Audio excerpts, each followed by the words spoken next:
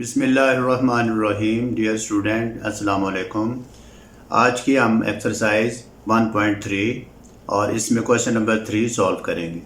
अब इसमें different types of matrices दी हुई हैं। क्वेश्चन नंबर 3 में ए मैट्रिक्स दी है उसने, बी मैट्रिक्स दी है, सी दी है और डी दी है। अब इसमें डिफरेंट टाइप्स ऑफ इसने मैट्रिसेस दे दी हैं और स्टार्ट जो इसने लिया है ये भी मुख्तलिफ है। यानी पहले होता है कि क्वेश्चन में पहले क्वेश्चन पूछा जाता है, फिर मैट्रिक्स दी जाती हैं। इसने पहले मैट्रिक्स दी हैं और फिर क्वेश्चन पूछेगा आपसे। अब ए हमारे पास जो मैट्रिक्स है ये ऑर्डर ऑफ मैट्रिक्स 2/2 है। बी जो मैट्रिक्स है ये 2/1 है। सी जो मैट्रिक्स है ये 1/3 है। डी जो मैट्रिक्स है ये 2/3 है। अब ये बी मैट्रिक्स जो है ये कॉलम मैट्रिक्स है, सी मैट्रिक्स जो है रॉ मैट्रिक्स है, ए मैट्रिक्स जो है ये स्क्वायर मैट्रिक्स है और डी मैट्रिक्स रेक्टेंगुलर मैट्रिक्स। ये इसमें 2-3 बातें हमने रिवाइज भी कर ली, यानी टाइप से रिव्यू हो गई। अब हम देखते हैं कि फाइंड उसने पूछा क्या है हमसे।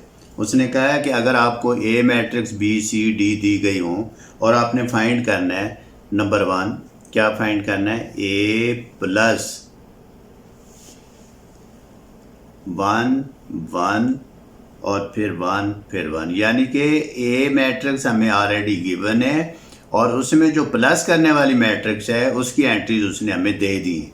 इस ए की जगह हम इसकी वैल्यू हम खुद पुट करेंगे। ए की वैल्यू हमें पहले दी हुई है।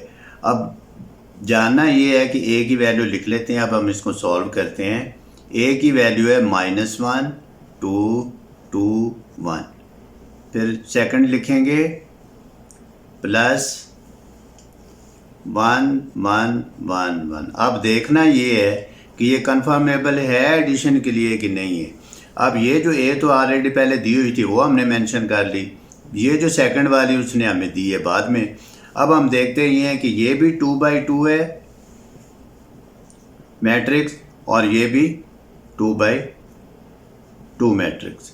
हमने एडिशन ऑफ मैट्रिक्स के लिए अंडरस्टैंड किया था कि अगर दो मैट्रिक्स हमें दी हों और वो उनके ऑर्डर ऑफ मैट्रिक्स सेम हो, यानी सेम ऑर्डर हों, तब हम उसको ऐड कर सकते हैं। अब हमारे पास सेम ऑर्डर है। फिर हमने ये देखा, उसमें अंडरस्टैंड किया कि जो कॉरस्पॉन्डिंग एंट्रीज हैं उसको हम करते हैं। कॉरस्पॉन्डिंग पे बार बार मैं स्ट्रेस करता हूँ क्योंकि कॉरस्पॉन्डिंग स्टूडेंट भूल जाते हैं।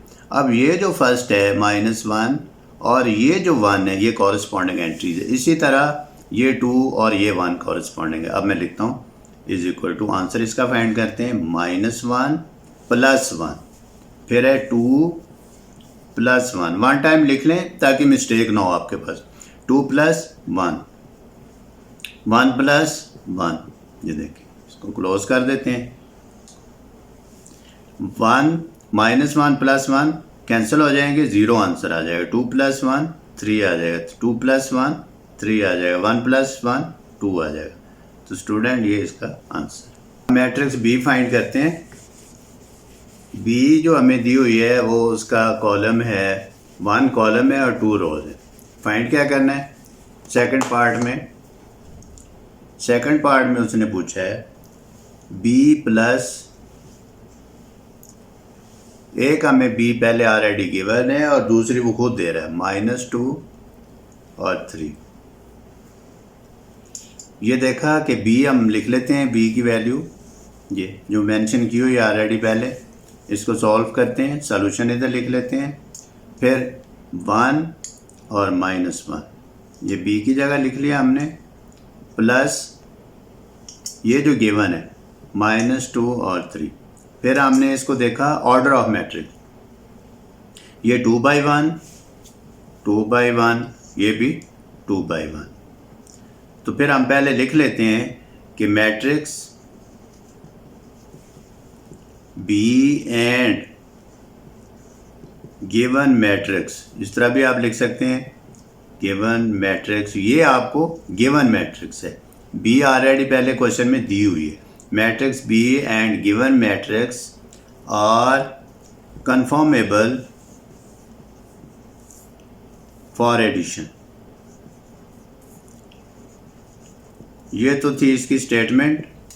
ये लिखने के बाद फिर आप इसको प्लस करेंगे। आप प्लस करके देखते हैं इसका आंसर क्या आएगा। ये 1 + फिर इसके साथ माइनस है तो पहले मैं ब्रैकेट में लिख देता हूँ माइनस, फिर -1 +3। ये मैंने इसलिए ब्रैकेट में नहीं लिखा कि -1 पहले है और +3 बाद में, साइन का कंट्रास्ट नहीं हो रहा। अब ये देखें is equal to answer 1 plus को माइनस साइन से मल्टीप्लाई करेंगे 1 -2 आ जाएगा, ये -1 +3 आ जाएगा, इस तरह लिख लिया। फिर इसका आंसर निकाला 1 -2 -1 आ जाएगा, क्योंकि ग्रेटर वैल्यू माइनस है, -2 है, और जिस ग्रेटर वैल्यू के साथ जो साइन होता है वही उसके साथ आता है। अब इसमें ग्रेटर वैल्यू 3 है, ये भी 3 प्लस है और -1 है, तो इसका आंसर 2 आ जाएगा। प्लस ऑलरेडी मेंशन होता है, हम करते नहीं हैं, तो स्टूडेंट ये इसका आंसर।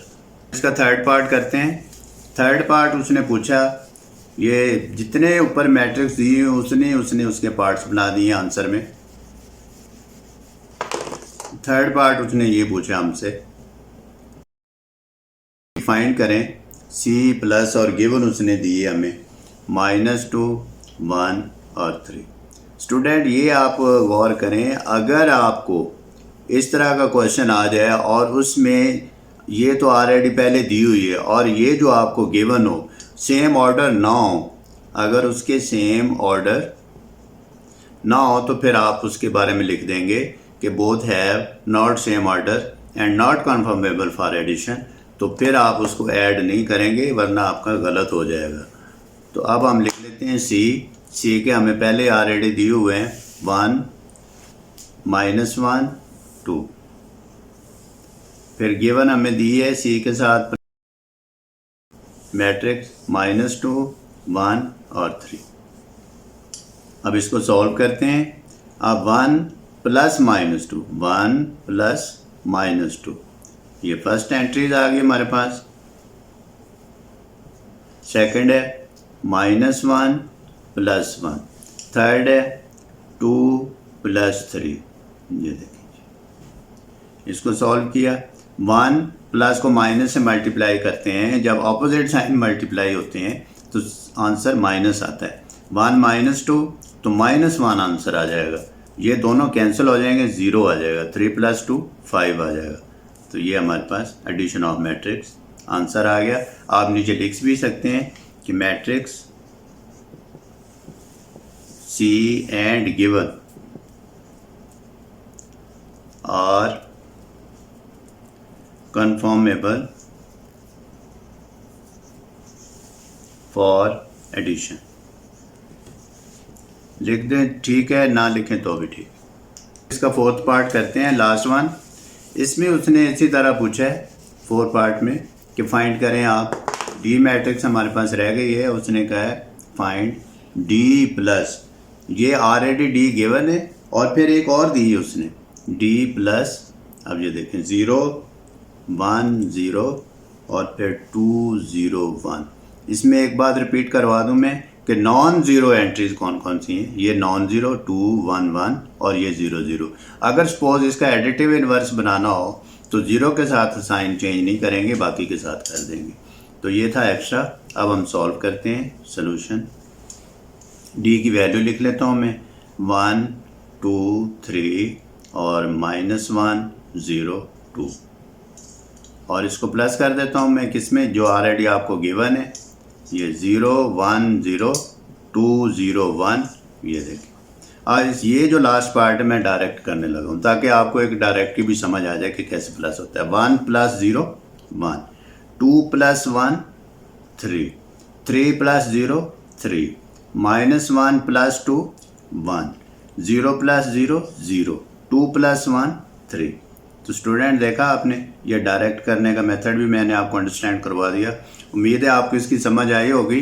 प्रैक्टिस करनी है आपने, practice makes a man perfect. इंशाल्लाह you will do this question. अल्लाह हाफिज़।